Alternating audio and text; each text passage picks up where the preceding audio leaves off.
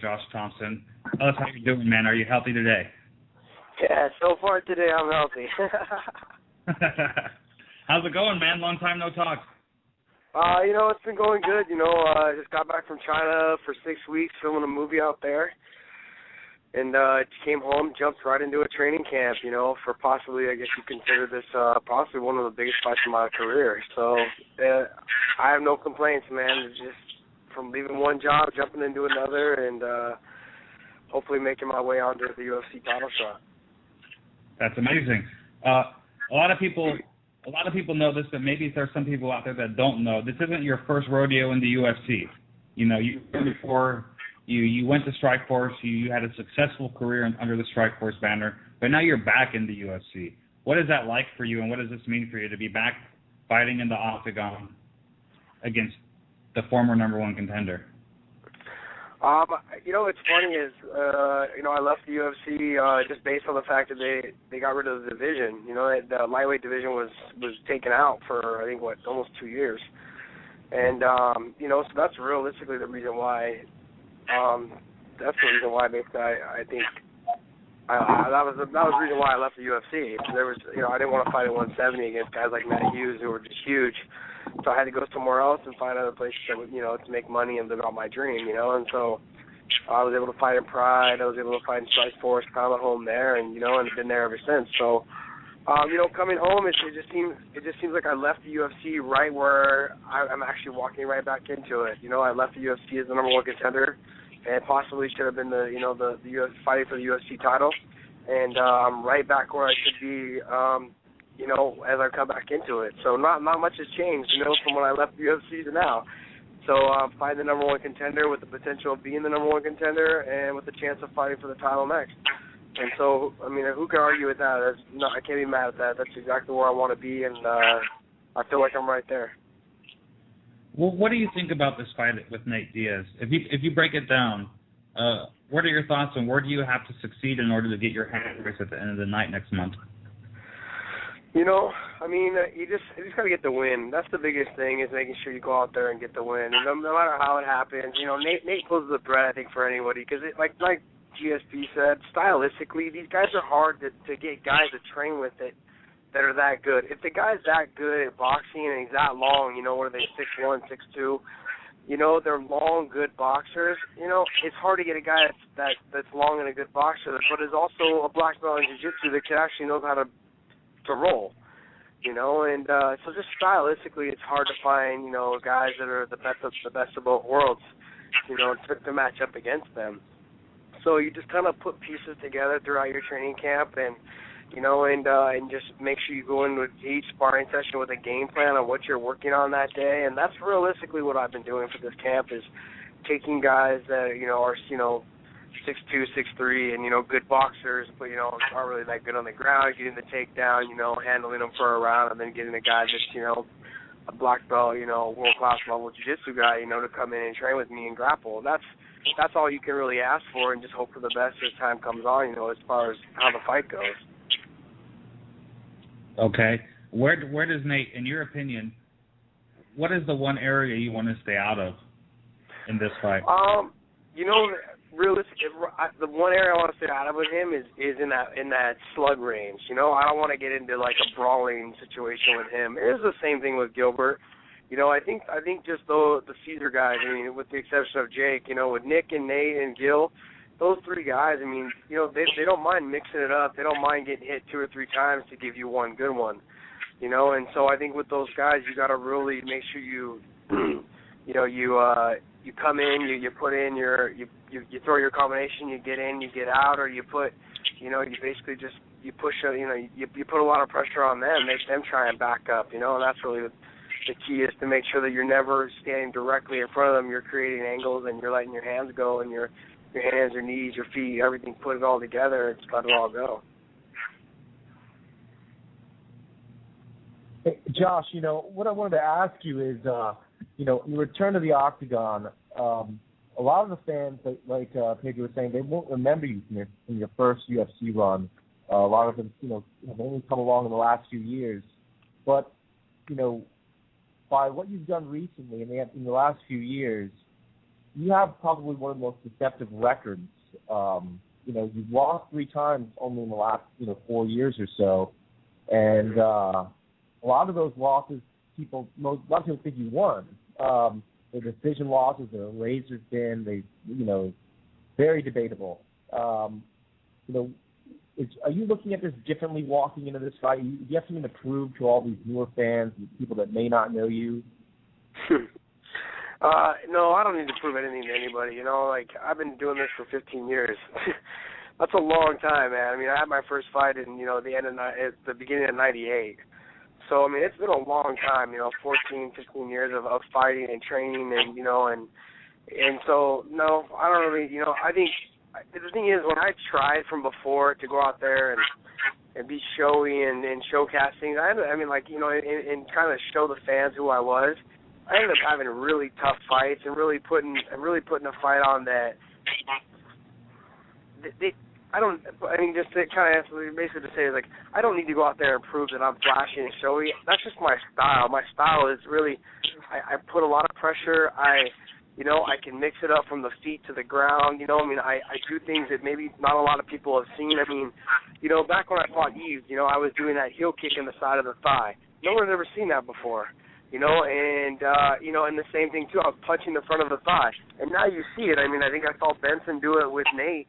And, the same thing when, he punched the front of the thigh. I was doing that stuff back in the day, back in the UFC. So there's a lot of things that I've done along the way. I've come and done a lot of things. The thing with this last fight with Gil, I did my little trip. No one had ever really seen it. They've seen Machida do it a little bit kind of thing, but stylistically, no one had ever seen anybody do it the way I've done it. So there's a lot of things that I've done throughout my career. The Superman punch, I was the first one to do that in the UFC, and Joe Rogan still to this day gives me credit for that. And those are things that fighters have been doing, but I was basically the first first person to bring these things to the UFC. Not to the UFC but to the sport. And so, I don't need to go out there and showcase anything that I really, that I do. It comes across naturally. I do things in training that other fighters don't do. I try things in training that other fighters don't do, and I go out there and put it on. I try and put it on the line, and it just comes out naturally. So, if fans like it, that's great. If they don't, then it's there's nothing I can do about it. All I can do is just try and go out there and win. That's the biggest thing. So, what do you think on the opposite side of the spectrum? If there are guys that don't naturally have the style that you have, you said it's just organic to you. When you get in there, that's just how you fight. There's a lot of guys that when they go in there, well, their style's completely different. Maybe they're just going to wrestle you and hold you down, but that's what they're doing to win. That's what they know. That's what they train to do. Is that guys get cut for that apparently now. Is there a line between there? Is that okay, or is that just how it is? You have to deal with both styles when you're watching, or is it right or wrong there? I think each fight poses a different threat. You guys saw my fight with KJ. He's good on the feet, and I didn't train properly for the fight, and, I really didn't push myself in camp, and I had some little nagging injuries that were there and kept me from really kind of training the way that I was supposed to, plus dialing back, I was so afraid of getting hurt. So my conditioning wasn't anywhere near where it normally is, and so it put me in a position where I had no choice but to keep getting the takedown and pretty much make it a boring fight. But the overall thing is, fighters sometimes – you show up to the venue and you're just not feeling it that night, and that's really what happened to me that night, And so when fighters do that, on occasion, I definitely can't knock them because I've been in their shoes. I think with the UFC or just whoever the promotions, what they're trying to do is they're trying to get away from the guys that constantly do it, on a daily, on a every fight routine. And I think anyone who's seen my fights, I don't normally fight that way, and I was put in a situation where I need to make sure I get the win. It led me to a title shot, and getting the win was the most important thing for me in that situation. And at the end of the day, no one's going to remember how I won that fight. They're just going to remember that I fought that fight. I got the W in my win column, and I moved on to fighting Gil for the title. All right. Tell us about the movie, Josh. The movie's gonna be pretty interesting. I meet a girl online, I guess, and we've been talking for a while, and I come over to the States for the first time to meet her, or not the States, I go over to China for the first time to meet her.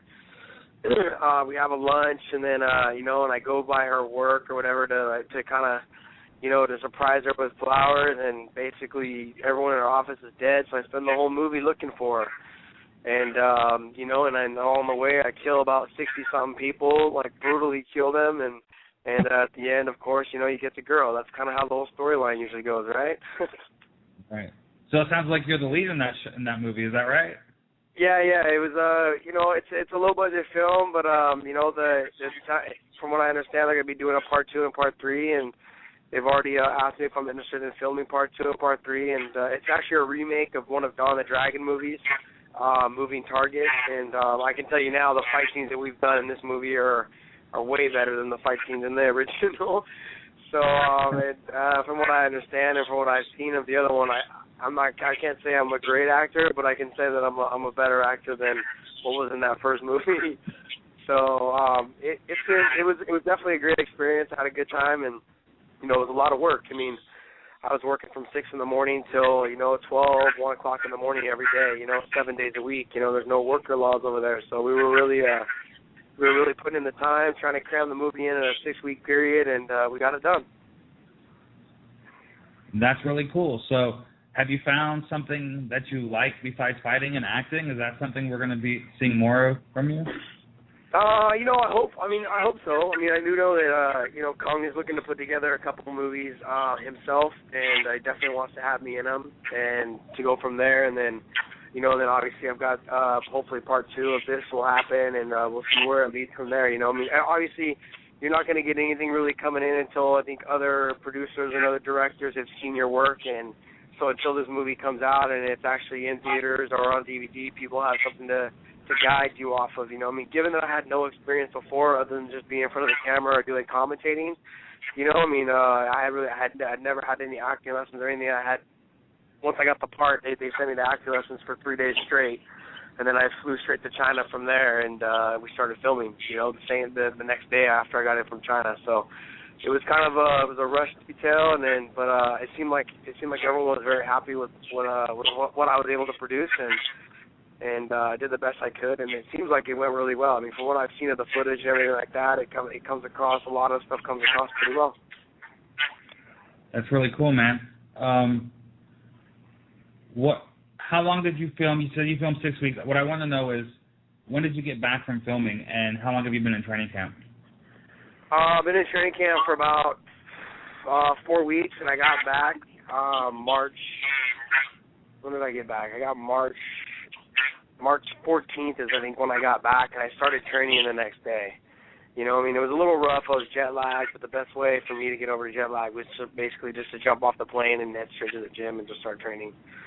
So, 6 weeks, in China, and, obviously with that type of work schedule, you're not always eating the healthiest things. You're kind of just, you're eating on the run, doing whatever you can to get some food in you as you're filming in between takes and stuff. So, I had some weight I had to get off, and I had a lot of work I had to put in and making sure that I focused mainly on getting in shape for this fight. That was the key, to making sure that I was in tip-top shape for this fight.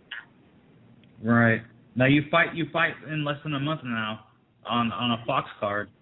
Do you feel, in your honest opinion, that you've given yourself, the movie things considered, have you given yourself enough time to prepare for Nate Diaz on the Fox card? No, I don't think I have. But honestly, I feel that even not giving myself the amount of time, I feel like I still have all the tools I need to beat him.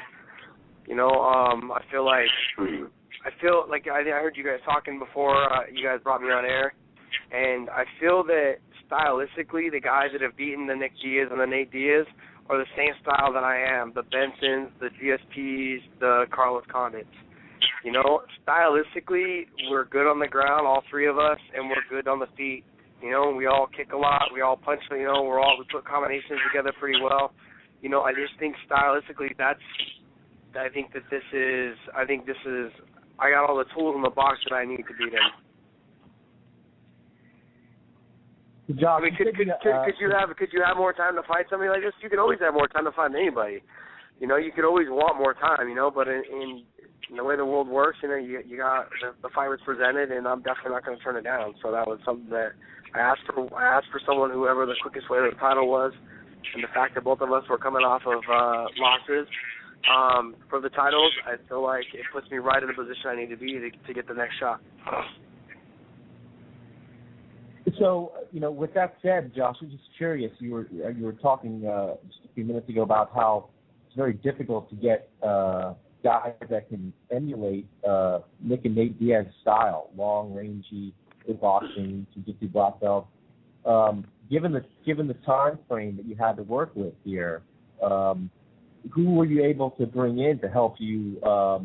It's just the normal guys you have at the gym that were at AKA, or were you able to bring anybody different in? You know, I have a guy that's 6'3". He switched to left-handed. He's pretty long and tall. He's really hard to take down. He's got pretty good boxing. He's got good stand-up.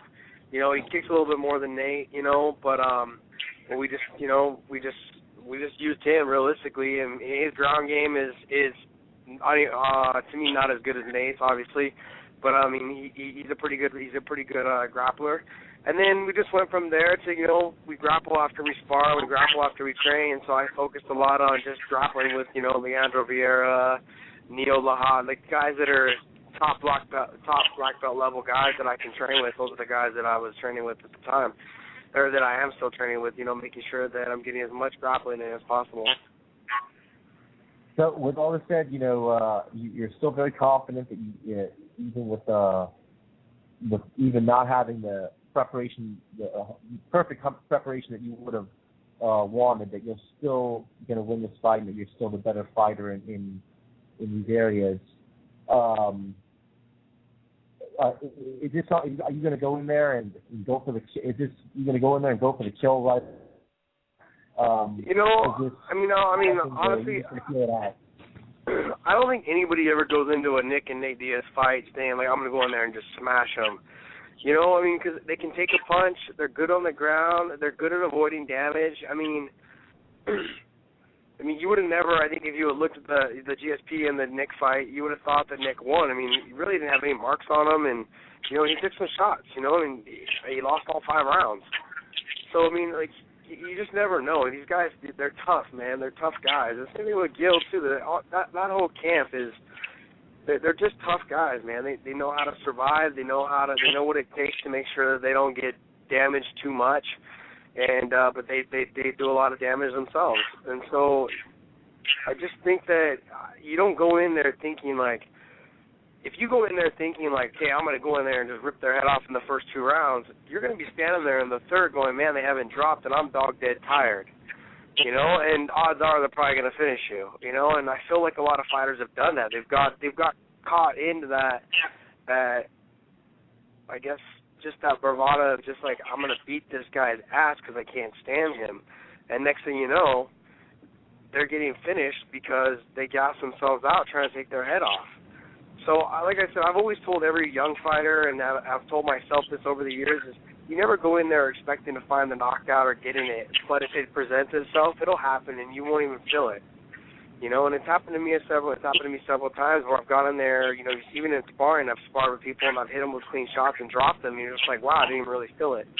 You know, and so the opportunity will present itself, you know, it's when you start trying too hard to get it, is when you leave yourself out there to get countered and beat up. And so I'm not going to be that fighter. You win this fight with Nate Diaz. You in your eyes, you the number 1 contender. Are you the next in line to get a title shot? Because Jose Aldo is making a claim if he beats Pettis, you getting a title shot. Would you want a title shot, or would you be okay with, hey, we get to fight another guy? You know, because Nate is coming right off of, you know, he was the guy fighting for the belt just a few months ago.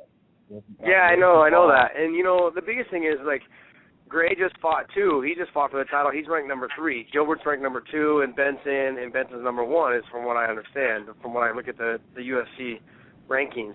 So you have the champion, which is Benson, and then you have Gilbert, and then you've got I think Pettis was in there, but Pettis has dropped to 45 now. I would have seen after this fight with Nate, if I win, that they would have put Pettis in front of me, and then the winner of that would fight for the title. I would see that. I could understand that. But now that Pettis has dropped, I really don't see who. Gray coming off of his 2 title fights, with Frankie, but he's still ranked number 3, so, I really can't expect myself to just jump in front of Gray, but I really don't know who else they would put in there if I beat Nate, like I said, I'm not going to worry about all that stuff. I'm going to just worry about getting the win and putting myself in position to where I feel like that I should be next in line, and just let the chips fall where they may. That's not up to me. I just got to go in there and worry about myself and getting the win and fighting my fight. All right, Josh. I know that you and Nate are both what I would consider like Northern California fighters, right? I'm a Southern California guy, and you're the Bay Area. He's up in Stockton. I'm wondering something that I don't know, but have you guys ever crossed paths in the training room? Do you have any experience with Nate in the gym at all? No, I have no experience with him at all in the gym. The only experience I had with him is him and I did a grappling match at a Gracie Open or something in San Francisco, and I think people have seen it on YouTube, and I guess I lost by an advantage. So I really don't. I don't know how the scoring went. I wasn't, obviously when you're grappling, you don't really know what the score is until you look over at it. But I do know there was like a stink about how the points were done and blah blah blah. But at the end of the day, I really didn't care because I got paid to grapple instead of getting punched in the face. So no, I really didn't care. But, no, it was a good match. I mean, he had me in trouble, I think, twice. And, I was able to get out of it and get back onto my feet and get a couple of takedowns on him and a sweep or something. So we went back and forth on the match, and from what I understand, it was a close grappling match and stuff. But, a fight is way different than a grappling match. That's really the only experience I have with him. Okay. Let's rewind a little bit. I remember this very clearly, and I'm sure you do too. I'm sure everybody listening does. When it was announced that Zuffa bought Strikeforce, and you, from what I know of you, were always a very pro Strikeforce guy. You were a pro Strikeforce fighter. You were very proud to fight under that banner. You believed in Scott Coker's vision and the guys behind Strikeforce. What was it like to you? What was it like for you when you found out that Zuffa bought Strikeforce, and then ultimately we could all conclude at that point that it was just a matter of time before Strikeforce was over? It was all surreal. It's like, what are you going to do? There's nothing you can do about it, and just you just wanted to know. Everything was in limbo. So as a fighter, and you just want to know what's going on. Am I going to be brought over to the Strikeforce? Am I going to be brought over to the UFC, or am I going to stay in Strikeforce? Is it going to be like a feeder show like the WC? Is it going to be like, what is it going to be? Is it going to be 2 competing shows where they have the champions fight each other, once a year? Or, that's realistically what I started thinking, like, what's going to go on. Otherwise, to me, it just felt like no big deal either way. It was, if I ended up in the UFC, I ended up in the UFC. That's wonderful. I think what everyone needs to understand is that as a fighter, it doesn't matter what show you're in, you're gonna prop that show up to be the best, because you want everyone to understand that you're fighting in the best show there is. And so, when I was in Strikeforce, and I agree with you, I could see Coker's vision on how things were, and and like I said, him and I were close, and he always talked to me about what his vision was of making the promotion successful, and I just had to go out there and keep doing what I've always done, is try to put on exciting fights. And so, that being said, like going over to the UFC, that to me is not a problem. You just got to keep. I think every promoter, you just got to make sure you go in there and you put on good fights, and you give the fans what they pay for, and give the promotion what they pay for. They pay us a pretty penny to go in there and put on a show, and at the end of the day, it's the entertainment business, and so you got to be entertaining. And I feel like, I wouldn't be in the UFC right now had that not been the case. I would have been one of the guys that they probably let go. And so, they could have let me go because I'm coming in off of a loss, for the title nonetheless. But they still could have let me go, and they brought me in and they said, hey, give you opportunity, and I feel like they're putting me in the position exactly where I would love to be. They're not making me fight, a no-name guy on the undercard. They're giving me a chance to prove myself, And that's all I've ever asked. You know, I don't want anything for free. I want to work my way up, and I want to work for that title. You know, I feel like I should have been given the opportunity back in 2003 for the title shot, and it was taken from me. You know, just given the circumstances, and now that I'm back, I'm put right back in the same position, and it was just meant to be. You know, it was meant to be that I got this, that I was given this position, and I worked hard to get to this position, and I need to make sure that I capitalize on it. You know, the rest is up to me. They've put me in an area where they feel I deserve, and now the rest is up to me to go out there and earn it. Amazing. Now, is it reassuring for you seeing all the Strikeforce guys cross over into the UFC, guys that have preceded you, and they've done so well? I mean, Robbie Lawler really impressed me in his last outing, and there's a lot of other guys that have done so too. I've always been a pro Strikeforce guy, but what are your thoughts on that? You know, I think Dana hit it on the head, man. Dana said it correctly. The guys, like the WC guys, they came over with the chip on their shoulder. They're coming over hungry. I mean, a lot of them haven't fought in a year, like myself. You know, it's like we're hungry to get in there and fight. You know, these guys, you don't lose that. You don't lose the energy and the drive to want to compete. You know, especially on a big stage. And what bigger stage is the UFC? There's no bigger stage in the UFC. So you need to get in there. And these guys, they've come in. And, you know, and they just want to prove themselves. And that's realistically what it is. You know, they just want to come in and they want the opportunity to prove themselves. And so,